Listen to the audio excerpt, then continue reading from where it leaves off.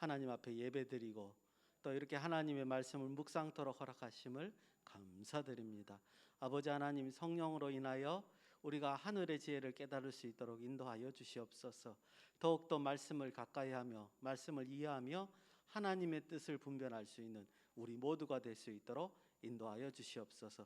이 시간을 축복하시고 함께하여 주시기를 원하오며 거룩하신 예수님의 이름으로 감사드리며 기도드리옵나이다. 아멘. 또 이렇게 오셔서 감사합니다.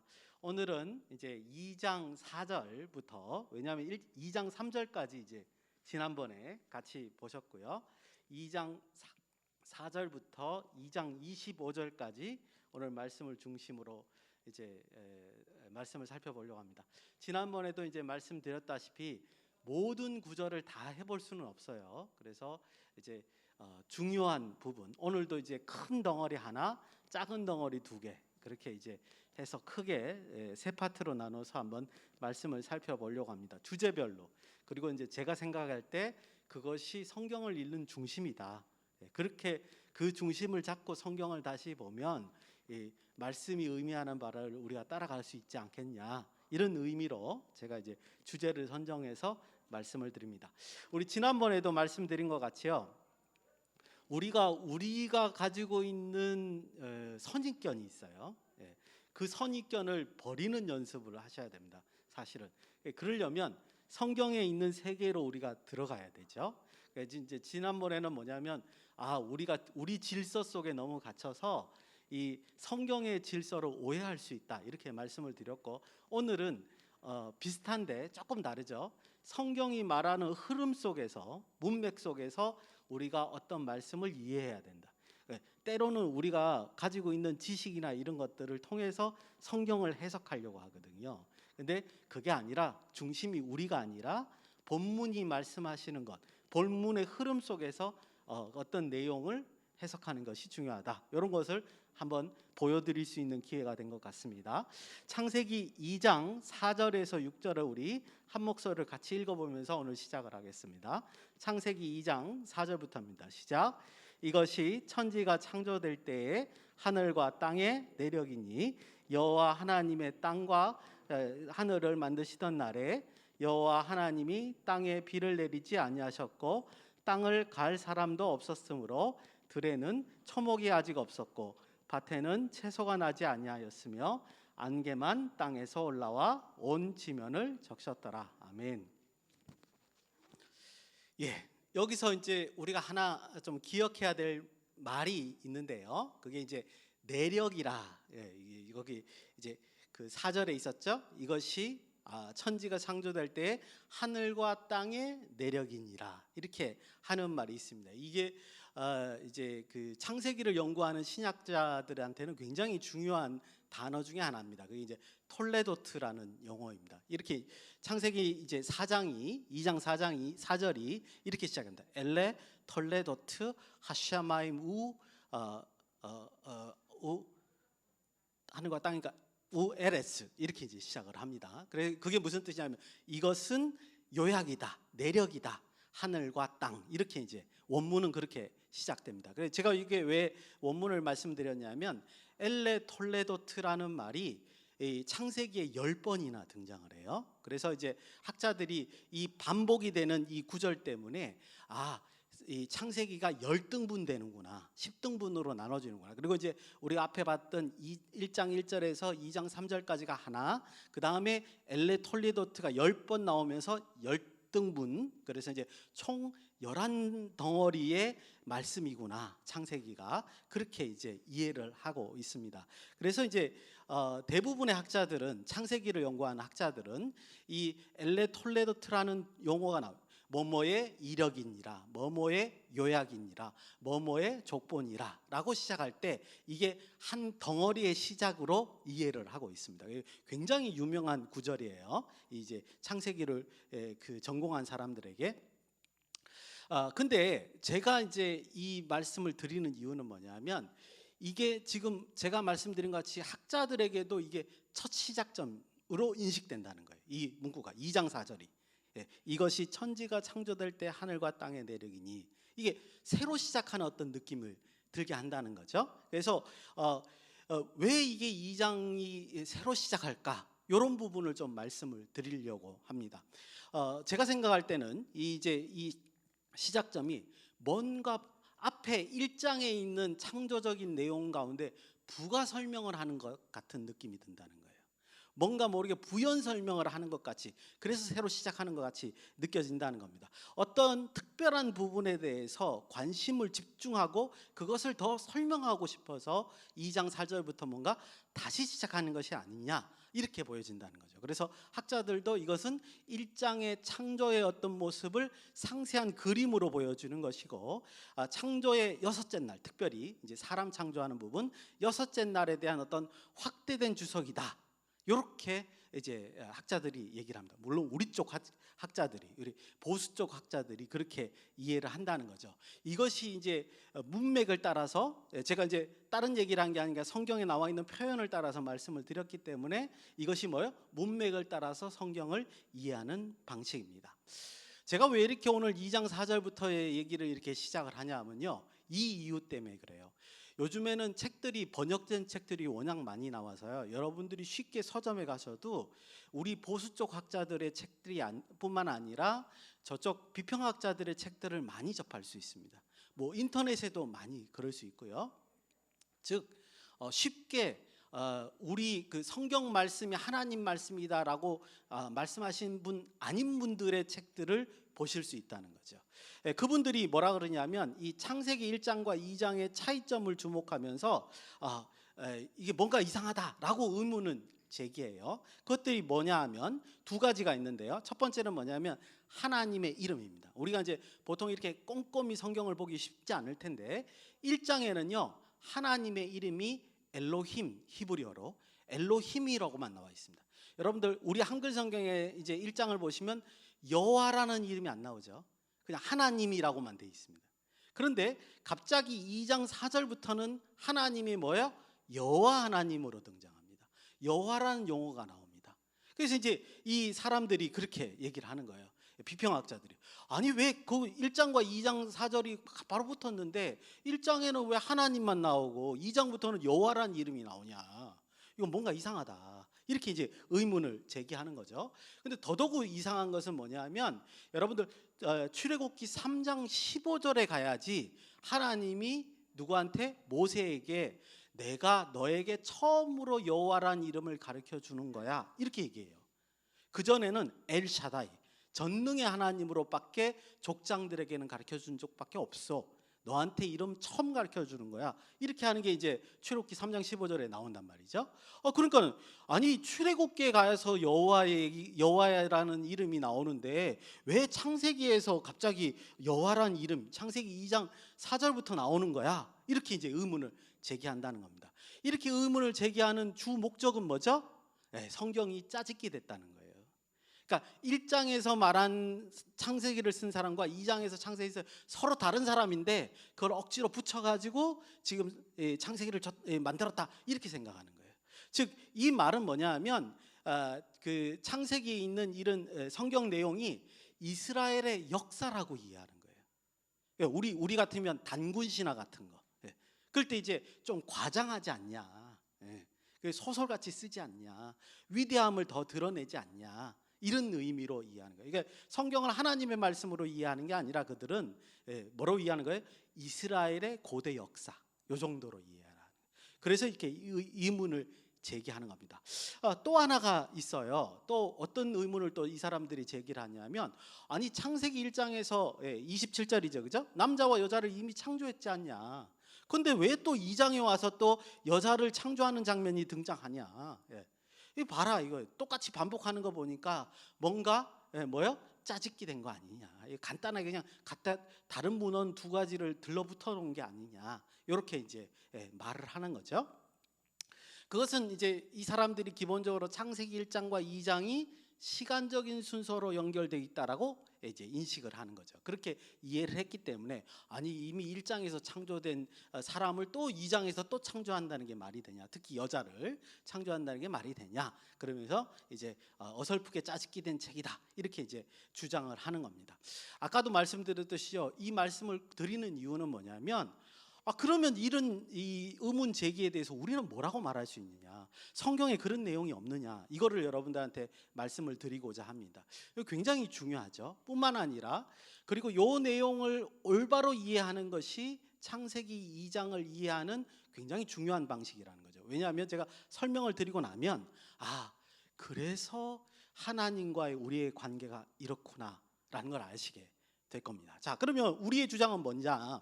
뒤에부터 후자부터 제가 반박하고 가겠습니다.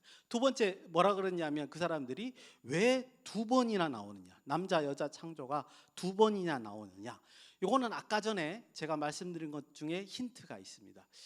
그 사람들은 1장과 2장이 시간 순서대로 되어 있기 때문에 왜 또 앞에 창조하고 뒤에 또 창조하느냐, 이렇게 설명했다고 이해한 거죠, 그죠? 예. 근데 그거를 시간 순서로 이해하지 말고 뭐로 이해하죠? 논리적이고 주제 중심적으로 바라본다면 다르게 생각할 수 있다는 거죠. 먼저 1장은 목적이 뭐예요? 창조를 전체적으로는 질서, 우리 1장 말씀드린 것 질서에 초점을 맞춰서 설명을 하고, 그 다음에 그렇게 하다 보니까 뭔가 하나님과 인간 사이의 관계, 또 말씀드리겠지만 인간과 동물과의 관계를 설명하고 싶은 거예요.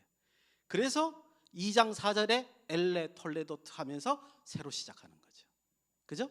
그러니까 제 말씀은 2장 4절부터는 어떤 특별히 더 말하고 있는 부분, 그 부분에 대해서 지금 말하려고 한다. 제가 이제 예를 들어서 창세기 1장 27절을 예를 들면 이런 말이죠. 이제 26절에서 하나님께서 우리의 형상을 따라 사람을 만들자 하시고 난 다음에 27절에서 1장 27절이요. 거기는 뭐요? 남자와 여자를 창조하셨고 라고 말씀하시고 지나갔는데 여기다 하나를 더 넣으시고 싶은 거예요. 남자와 이어서 여자를 창조하셨고, 그때 여자를 창조하는 모습은 이렇게 말하고 싶었고, 조금 더 나가면 사람과 동물의 관계도 이렇게 더 말하고 싶은데 여기서는 말 못했으니까 2장에 가서 말한다, 이렇게 하고 싶었던 게 아니냐는 거죠.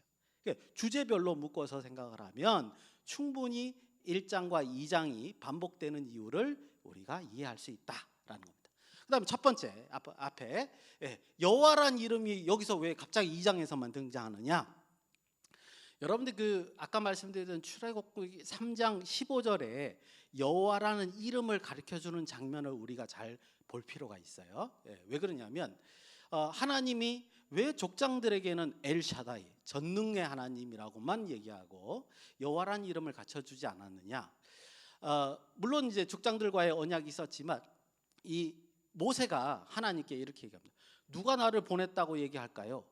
그렇게 물으니까 하나님이 너희의 조상의 하나님 여호와가 보냈다고 해라, 이렇게 하면서 가르쳐주는 거거든요. 즉 여호와라는 이름을 가르쳐주는 그 목적이나 그 문맥상의 이유, 그 출애굽기 문맥상의 이유를 보면 뭐냐면 하나님의 구원의 약속을 전제로 하고 가르쳐주는 거예요. 하나님의 구원의 약속, 생명을 구원한다는 그 약속을 전제로 한다는 말은 하나님과 이스라엘 백성이 어떻다는 거예요? 그만큼 가까워졌다, 친밀한 관계라는 것을 기본으로 깔고 있습니다. 그래서 여러분들이 성경을 보실 때 여호와라는 이름이 나오는 뜻은 뭐냐면요, 하나님과 인간의 관계가 친밀한 관계인 것을 기본으로 깔고 있는 거예요. 친밀할 때 말이에요. 엘로힘 그러면 약간 공식적인 이름, 하나님. 근데 여호와라 그러면 뭐예요? 하나님과 우리의 이미 관계가 성립된 그런 이름으로 이해하시는 게 좋습니다. 자, 그래서 그러다 보니까 1장에서 엘로힘만 나왔다가 2장에 가서 여호와라는 이름이 나오는 것은 뭐냐? 저는 일부러 모세가 뭐예요? 의도적으로 썼다고 생각해요. 뭘 의도적으로, 왜 의도적으로 썼어요? 1장에는 창조 질서에 대한 얘기를 하는 거예요. 목적이 있었고, 2장에서는 뭐예요? 하나님과 인간 사이의 관계, 요거를 표현하고 싶었던 거예요. 그리고 인간과 동물 사이의 관계, 요거를 표현하고 싶었던 거예요. 그래서 여호와라는 이름을 특별히 여기다가 쓴 거 아니냐. 그리고 자연스럽게 이 창세기는 누가 쓴 거예요? 모세가 썼으니까 당연히 모세가 여호와의 이름을 알고 있죠. 다른 사람이 썼으면 몰랐더라도, 예를 들어서 아브라함이 썼다 그러면 당연히 여호와라는 이름을 쓸 수 없었겠죠. 알려주지 않았으니까. 그죠? 그렇게 연결된 것이 아니냐, 이렇게 볼 수 있습니다. 그래서 정리를 하면 제가 길게 말씀드렸지만 2장은 특별한 목적에 있어서 특별한 목적으로 다시 새롭게 설명해 주는 그런 부분이다라는 거죠. 근데 제가 이 말씀을 아까도 말씀드렸지만 이 말씀을 드린 이유가 뭐라고요? 그 목적을 알아야지 2장을 이해하기 쉽다는 거죠. 그 목적이 뭐냐? 하나님과 인간은 우리가 생각하는 것보다 더 친밀한 관계이다. 언제부터? 창조될 때부터. 이거예요. 이게 굉장히 중요하죠. 굉장히 단순하지만 굉장히 중요하죠. 왜 그러냐면 우리의 신앙생활을 생각해 보면요, 그죠? 우리 신앙생활을 생각해 보면 우리는 굉장히 하나님과 멀리 떨어져 있는 것 같아요. 내 기도를 들으시는지 응답을 하시는지 가끔씩 모를 때도 있고, 그렇죠? 근데 창조 때의 기사를 보면 그렇지 않다. 너는 태어난 것 자체부터 뭐다? 특별한 존재다. 이거를 1장 때 하나님의 형상으로 창조된 것도 가르쳐 주시고 2장 때 자 어떻게 이제 설명하는가? 4절부터 이제 보시겠다 이런 말이죠. 아주 독특한 존재라는 걸 이제 설명하는 겁니다. 자, 그다음에 이제 4절부터는 크게 두 덩어리로 나눠집니다. 4절에서 17절까지 한 덩어리, 18절에서 25절까지 한 덩어리, 그렇게 두 덩어리로 나눠서 인간이 어떻게 특별한 존재인가를 한번 보여준다 이렇게 보여집니다. 4절에서 17절을 보시면요, 하나님께서 이제 다른 피조물들과 아주 구별되는 독특한 존재임을 이제 강조를 하고 있어요. 뭘 보고 아실 수 있냐면 2장 7절을 여러분들 눈으로 한번 보십시오. 뭐라고 돼 있죠? 사람을 지으시고 생기를 그 코에 불어 넣으신다 이렇게 돼 있죠. 근데 다른 동물에 대해서는 이런 말씀 안 하셨어요.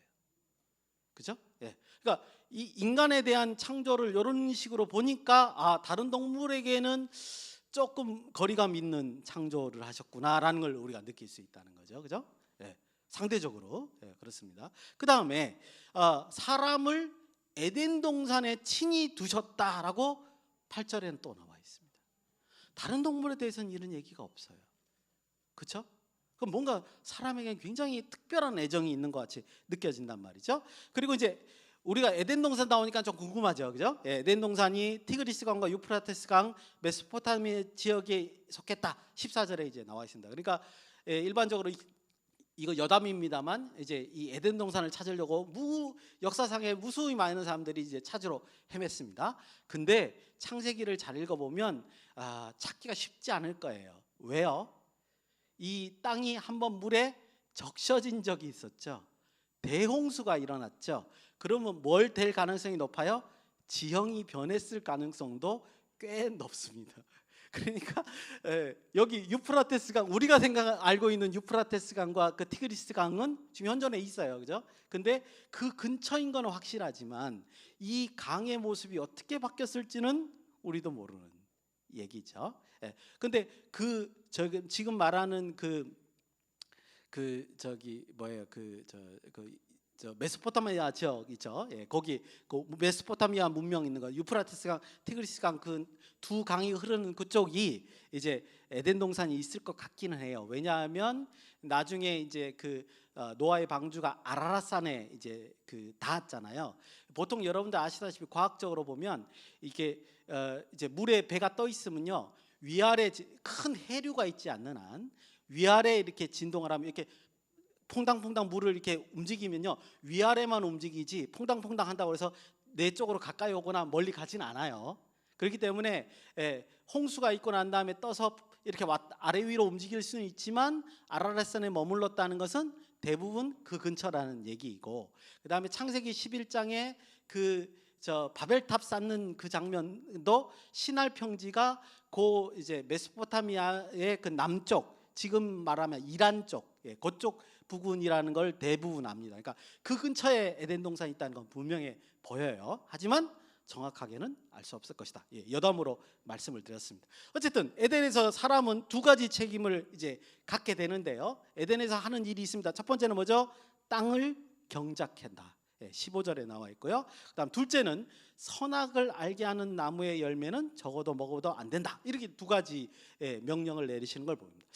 우리가 정확하게 이것이 무슨 뜻이다, 너무 내용이 짧기 때문에 정확하게 파악하는 건 쉽지 않아요. 물론 여러 가지 목사님들이 해석하실 수는 있습니다. 그렇죠? 예. 그렇지만 이거를 요 안에서 파악하기는 쉽지 않습니다. 다만 제가 말씀드리고 싶은 거는 뭐냐면 사람에게 이렇게 특별한 그 어떤 그 창조의 모습과 그다음에 특별한 두 가지 명령을 다른 동물에게 하지 않는 명령을 했다는 것 자체가 뭐예요?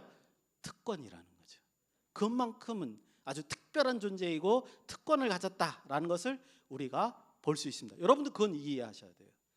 창세기 2장을 읽으면서 뭐다? 우리는 특별한 존재다라고 이해를 하셔야 된다는 거죠. 그건 굉장히 중요한 내용입니다. 그 다음에 이제 3장에 가서 구체적으로 말씀을 드리겠지만 제가 요 말씀은 꼭 하나 드려야 됩니다. 선악을 알게 하는 나무의 실과를 어떻게 표현했죠? 네가 먹는 날에는 반드시 죽으리라 그랬단 말이죠. 그랬는데 3장에 가서 선악을 알게 하는 나무의 실과를 먹었어요. 그랬더니 진짜 죽었어요? 안 죽었어요? 안 죽었어요. 그죠? 그렇다면 죽으리라라고 했던 그 말은 무엇을 의미하느냐? 문맥적으로. 그러니까 3장을 봐야지만 이 죽으리라는 의미를 제대로 알 수 있겠죠. 그죠? 그걸 이제 문맥적이라는 거예요. 그 앞뒤를 다 따져가면서 해석을 한단 말이죠. 그래서 보니까 뭐냐면 물론 이럴 수 있어요. 당장 하나님이 죽였을 수도 있는데 불쌍히 여기셔서 긍휼히 여기셔서 아담의 생명을 죽는 날까지 연장을 시켜 주실 수는 있어요. 그죠? 그건 알 수 없죠. 그죠? 하나님의 뜻이 선하시고 늘 자애로우시니까 그럴 가능성이 있습니다. 그거는 차차 하더라도 그거 말고라도 하나 생각할 수 있는 거는 왜 반드시 죽으리라 했는데 죽지 않았냐? 당장 죽지 않았냐? 이게 죽음에 대한 의미를 우리가 한번 따져볼 필요가 있습니다. 문맥상 죽음이라는 건 뭐냐? 여기서는 분명히 알 수 있는 것은 뭐죠? 관계적인 의미라는 거죠. 무슨 관계적인 게 뭐냐? 하나님과의 나의 관계가 뭐예요? 끊어지는 것. 그것이 곧 죽음이다 라고 말하는 거죠. 이게 문맥상으로는 이 의미가 분명해요. 그러니까 에덴 동산에서 추방당하죠. 다시 에덴 동산으로 들어갈 수가 없습니다. 그렇죠? 그리고 하나님과의 관계가 뭔가 떨어집니다. 여러분들 그 관계에서 나중에 4장의 가인의 사건을 보셔야 돼요. 그래서 그 관계적인 의미가 죽는다는 것은 하나님과의 관계가 끊어진다는 것을 여기서는 의미한다. 그 다음에 이제 생명이 죽는 건 그 나중 얘기라는 거죠, 그죠? 그런 의미로 우리가 볼 수 있습니다. 그러니까 처음에 창조 때는 하나님과 사람의 관계는 아주 특별했는데 선악을 알게 한 나무의 실과를 먹고 난 다음에 그 관계가 깨어졌다. 이렇게 보는 게 합당하다는 거죠. 자, 이제 마지막 단락입니다. 18절에서 25절. 이것만 하고 이제 저희가 마치겠습니다. 이 18절에서 25절은 우리가 잘 아는 거죠. 사람이 18절 사람이 혼자 사는 것이 좋지 아니하니 내가 그를 위하여 돕는 배필을 지으리라. 이렇게 이제 말씀하시는 장면입니다. 이걸 아무 말씀 안 하셨으면 되는데 하나님이 이렇게 시작을 하시고 이제 여자를 창조하시는 부분이 여기에 나옵니다. 그런데 제가 이제 성경을 자세히 보면 이상한 점을 발견하게 돼요. 하나님이 분명히 독초하는 것이 안 좋아서 내가 돕는 배필을 지어주겠다라고 18절 하고 난 다음에 바로 19절에 가서 뭐라 그러냐면 각종 들짐승과 새들이 아담이 무엇이라 부르는지 보시려고 그에게로 이끌어가는 장면이 나옵니다. 여러분들은 상식적으로 이 두 사건이 이해가 가십니까? 내가 너의 돕는 배필을 만들어 줄게 라고 얘기하시고 그 다음에 아담이 동물들의 이름을 짓는 장면이 이게 두 개가 연이어 있다는 사실이 이게 이해가 가시냐고요. 상식적으로 뭔가 안 맞죠. 그렇죠? 그 다음에 이걸로 끝나는 게 아니에요. 20절의 얘기도 마찬가지입니다. 20절에 아담이 돕는 배필이 없으므로 라고 돼 있어요. 18절에서 돕는 배필 얘기하고 19절에서 갑자기 동물들 이름 짓다가 20절에 가서 돕는 배필이 없으므로 얘기했단 말이에요. 이거 뭔가 이게 매치가 안 맞는 거예요. 이런 경우는 대부분 뭐냐면 번역을 잘못한 거예요. 왜 번역을 잘못했냐면 이렇게 번역하기가 번역자로서 부담스러웠을 것 같아요. 그럼 제가 이제 성경 히브리 원문에는 뭐라고 돼 있느냐 이런 말씀을 드리려고 합니다. 성경 원문에 이렇게 돼 있어요. 우레 아담. 그리고 아담을 위해서 20절입니다. 예. 아담을 돕는 배필이 없으므로라는 말을 성경 원문에 보니까 이렇게 돼 있어요. 우레 아담, 예. 아담을 위하여 로 마차 찾을 수 없었다. 뭘 찾을 수 없었냐? 에체르. 에체르가 우리 한글 성경은 돕는 배필로 돼 있는데 원문 의미는 돕는 자예요. 헬퍼예요. 헬퍼. 그냥 도우는 자로 돼 있어요. 배필이 아니에요. 배필이라는 거는 번역하는 사람이 가필인 거예요. 넣은 거예요. 번역을 할 때 이제 자기가 이게 이해를 돕기 위해서 더 집어넣은 거죠. 그래서 로 마차 에체르, 돕는 자를 찾을 수 없었다. 케 요게 굉장히 결정적이에요. 케 내게도 그의 면전 앞에서 뜻이에요. 무슨 뜻이에요? 한글로 다시 말씀드리면 아담을 위해 돕는 자를 그의 면전 앞에서 찾지 못함으로 이 뜻이에요. 자, 그러면 19절하고 연결해 봅시다. 이게 뭐죠? 하나님이 왜 아담 보고 동물의 이름을 지으라 그런 거예요? 왜 돕는, 우리 한글 성경은 돕는 자를 소개시켜 주는 장면입니다.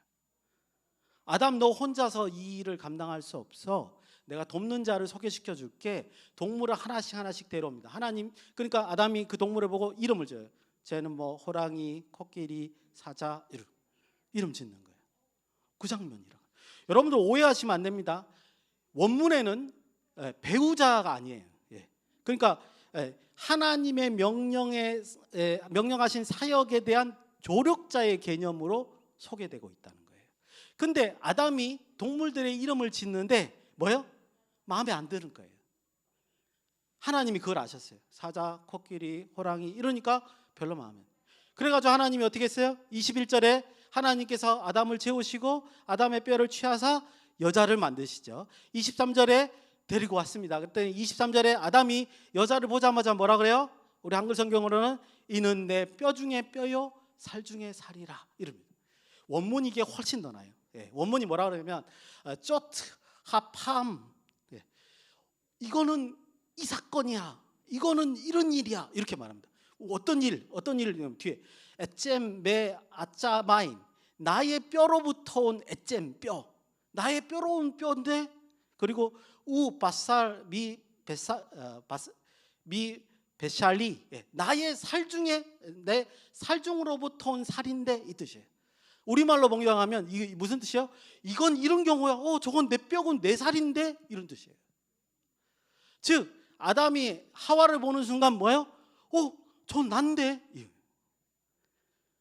그러니까 남자와 여자는 생긴 모양이 조금 다르지만 본질은 어떻다는 거예요? 같다는 거예요. 동질이라는 거예요. 즉 아담의 마음속에는 동질이 아닌 조력자가 필요 없었던 거예요. 하나님이 그걸 아시고 동질인 조력자를 우리에게 붙여주신 거죠. 그죠? 그래서 남자와 여자가 창조되었다 얘기합니다. 이름을 지을 때도 다릅니다. 이제 우리 이름을 지을 때 뭐요? 남자에게서 취하였던즉 여자라 부르리라. 우리 한글 성경에 되어 있는데요. 히브리어는 이렇게 되어 있어요. 이쉬가 남자예요. 이쉬에서 취하였은즉 이샤가 되리라. 이샤 뭐요? 이름 비슷하죠, 그죠? 그게 뭐요? 그만큼 비슷하고 동질. 모양은 다르지만 뭐요? 동질이다. 여러분들 이게 뭐가 중요하냐면요. 성경은 창세기 2장부터 남녀의 차별이 절대 없습니다. 그걸 말하는 겁니다. 본질이 똑같다는 거예요. 근데 우리가 왜 제가 이런 말씀을 드리냐면, 시간이 별로 없지만 성경에서는 여자 차별적인 어떤 내용들이 많다라고 하는데 그렇지 않아요. 그건 잘못 이해한 거예요. 안 그런 이해가 맞습니다. 성경에는 구약 성경에는 남성 위주의 사회가 이루어졌기 때문에 그래서 설명이 남성 위주로 나가는 거지 절대로 여자를 함부로 대하지 않습니다. 어디 그 일부일처지 원래, 그죠? 일부다처라고 처음에 성경이 선언하는 부분은 아니에요. 인간들이 그렇게 한 거지, 그죠? 그렇지 않습니다. 그 점을 여러분들이 분명히 아셔야 됩니다. 대표적으로 하나만 말씀드리면 뭐냐면 민수기 5장에 아주 우리가 생각할 때는 이상한 사건이 하나 있죠. 뭐냐하면 의심의 소재물이라 그래서 아내가 간음이 의심이 돼요. 그러면 이 아내를 제사장으로 데려갑니다. 그러면 제사장이 뭐라면 뭐 제사도 지내지만 간단하게 말씀드리면 종이다 쓰라 그래요. 나는 간음을 저지르지 않았다. 여자 보고 쓰라 그래요. 쓰고 난 다음에 그 종이를 불에 태워서 물에 태웁니다. 그 다음에 잿물을 가지고 마시라 그래요. 네가 만약에 간음을 저질렀으면 그 잿물을 마시고 배가 불러서 터져서 죽을 것이고 저주를 받을 것이고, 네가 간음을 저지르지 않았다면 어떻게 해요? 아무런 문제가 없을 것이다, 이렇게 얘기해요.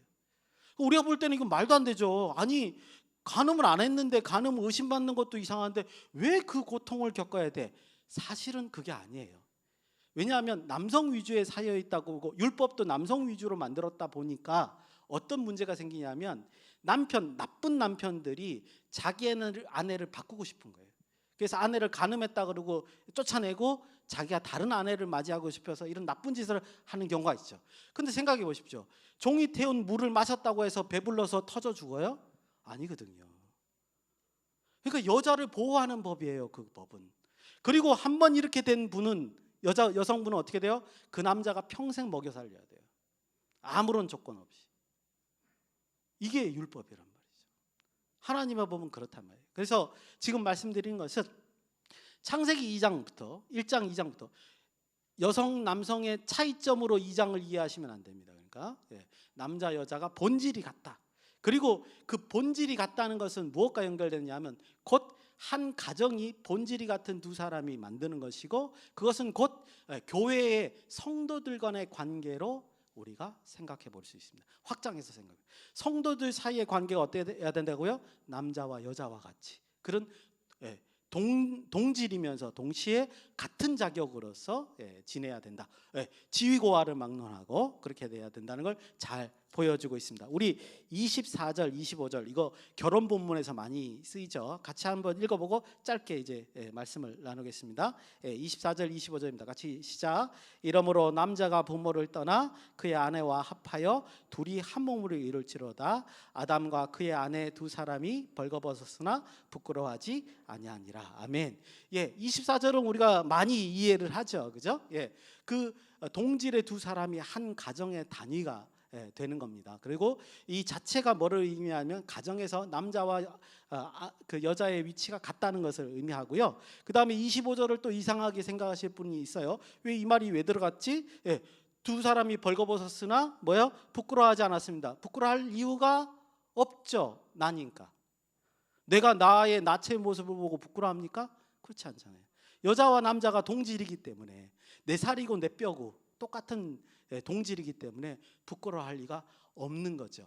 여러분, 우리 교회가 이 공동체가 어떻게까지 연합을 해야 되냐? 창세기 2장 같이 연합을 하면 정말 잘하는 거예요. 이게 목표예요, 사실은. 그렇죠?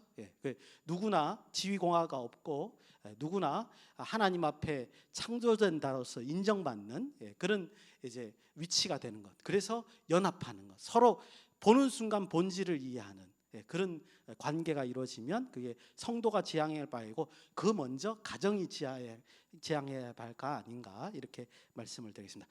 짧게 오늘은 여기까지 하겠습니다. 기도하시겠습니다. 참으로 고마우신 아버지 하나님, 은혜를 감사합니다. 말씀을 이해하면 이해할수록 하나님께서 우리에게 주신 메시지가 무엇인가 더욱더 깨달을 수 있는 은혜를 허락하여 주시옵소서. 우리가 생기는 질문을 하나님께 올려드리며 또 묵상하며 하나님 앞에 나아갈 수 있는 우리 모두가 될 수 있도록 역사하여 주시옵소서. 걸어가신 예수님의 이름으로 감사드리며 기도드리옵나이다. 아멘. 감사합니다. 수고하셨습니다.